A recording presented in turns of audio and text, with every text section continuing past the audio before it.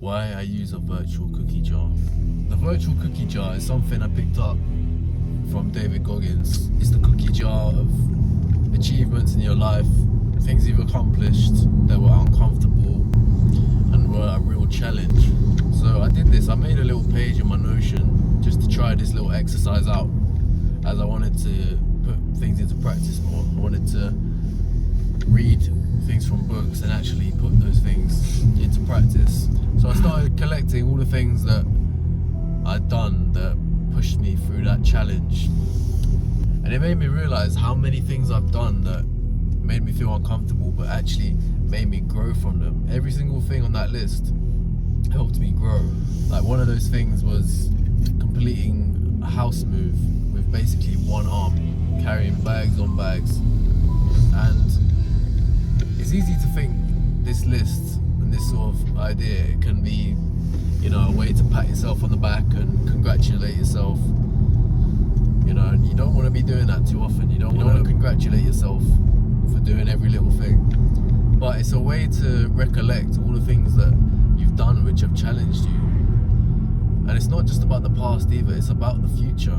It means that you're always seeking out ways to challenge yourself and you're framing it in the right way. You're not getting bogged down by something being difficult. No, you actually go out and seek challenges.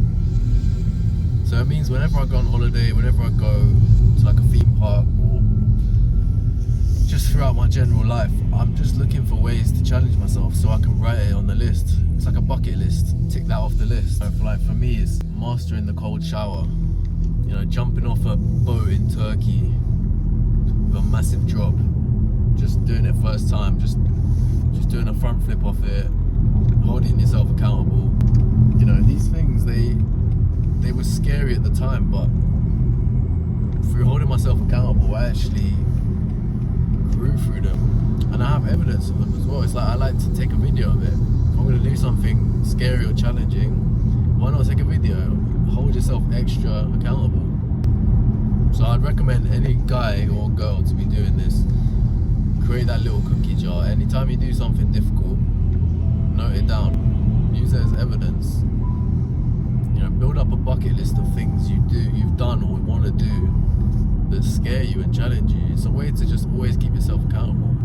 Because it's always about seeking new challenges and things that push us out of our comfort zone. If we had it our own way, you know, we let the brain have its own way all the time, we wouldn't push our comfort zone in anything. So we have to be extra vigilant to push our comfort zone.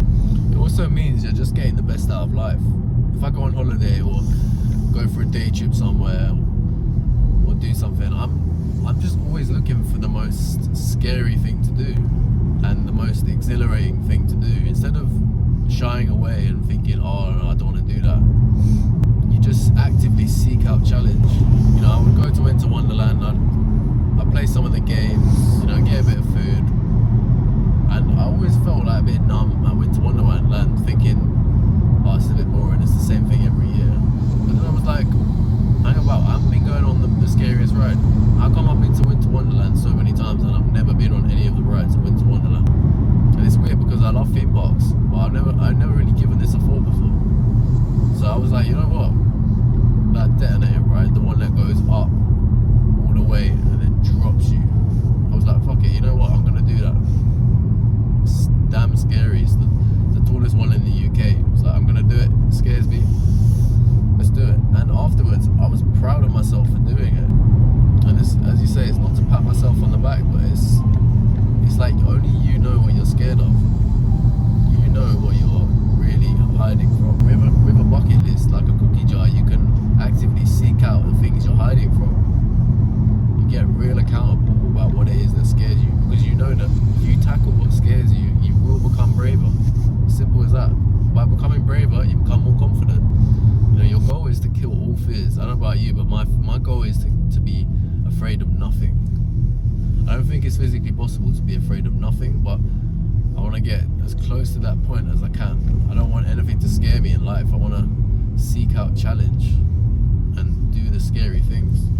And if it scares you, that's a good thing. It means you're not stupid.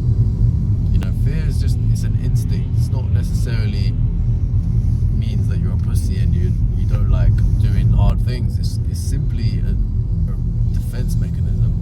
response mechanism. So if you are scared, you're not stupid.